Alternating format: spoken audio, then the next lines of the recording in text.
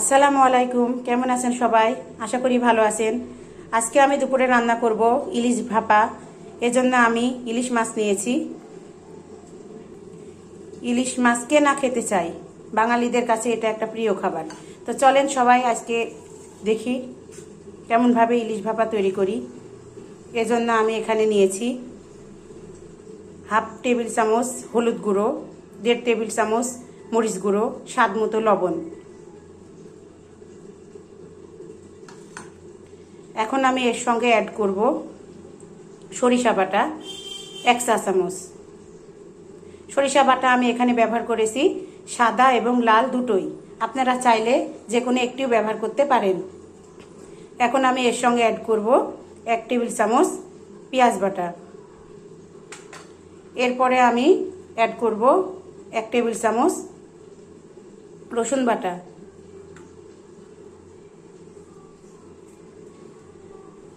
এরপরে আমি অ্যাড করব আধা কাপ সরিষার তেল নিয়েছি এই রান্নাটা প্রস্তুত করার জন্য।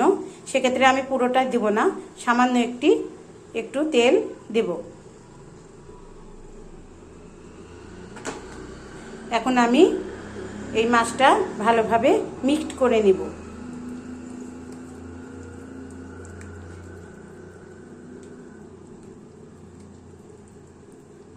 এমনভাবে মিক্সড করব যাতে মাছের গায়ে প্রতিটা জায়গায় এই মশলাগুলো ভালোভাবে ভরে।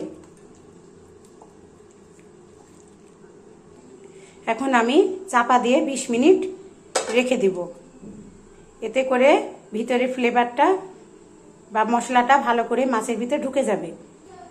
এখন আমি এই রেসিপিটা তৈরির জন্য একটি টিফিন বাটি নিয়েছি, আপনারা যে কোনো সাইজে নিতে পারেন। এখন আমি সরিষার তেল 1 টেবিল চামচ দিয়ে দিব, দিয়ে ভালোভাবে চারিদিকে মাখিয়ে নেব। আর আমি আগে থেকে একটি পাতিলে সামান্য পরিমাণ পানি দিয়ে গরম করতে দিয়েছি।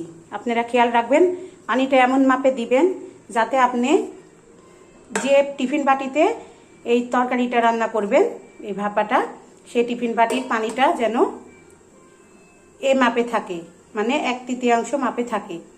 এখন আমি এক এক করে সব মাছগুলো টিফিন বাটিতে দিয়ে দিব।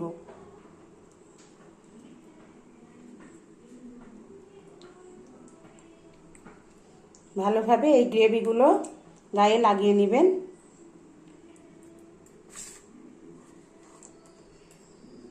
অবশিষ্ট মশলাগুলো আমি অ্যাড করব।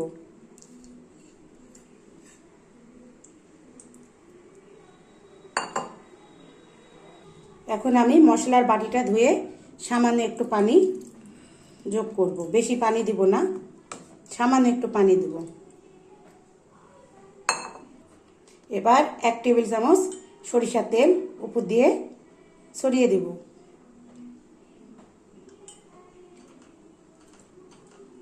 কয়েকটি কাঁচামরিচ উপর দিয়ে দিব।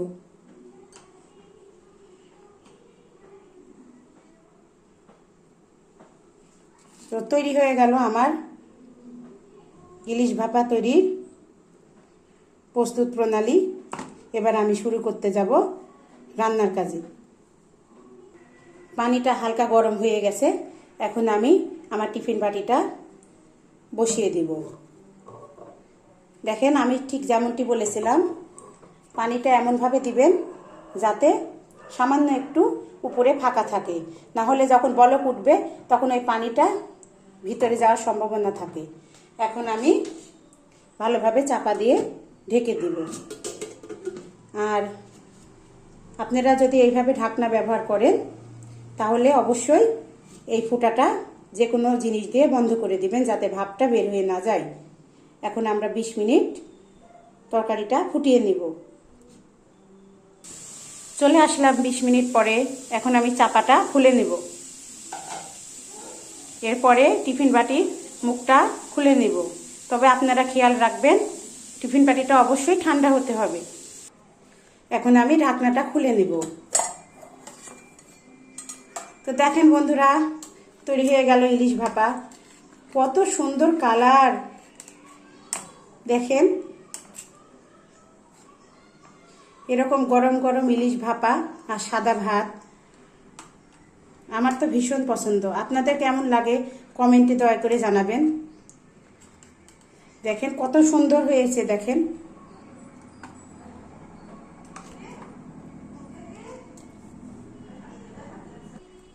এখন আমি বাটিতে ঢেলে নেব।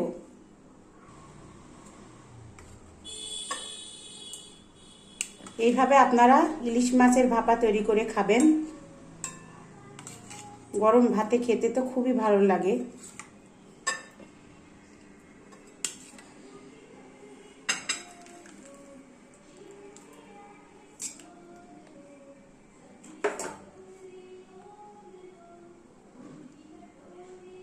দেখেন আমার তৈরি হয়ে গেল। খুব সহজেই সিম্পল ইলিশ ভাপা। আমার একটু গ্রেভিটা বেশি পছন্দ, তাই একটু গ্রেভিটা বেশি রেখেছি। আপনারা যদি মনে করেন গ্রেভিটা কম রাখবেন, তাহলে পানিটা যখন আপনারা উপকরণটা তৈরি করবেন তখন টিফিন বাটিতে পানিটা একটু কম দিবেন। তো আজ এ পর্যন্তই বন্ধুরা, ভালো থাকবেন, সুস্থ থাকবেন। আল্লাহ হাফেজ।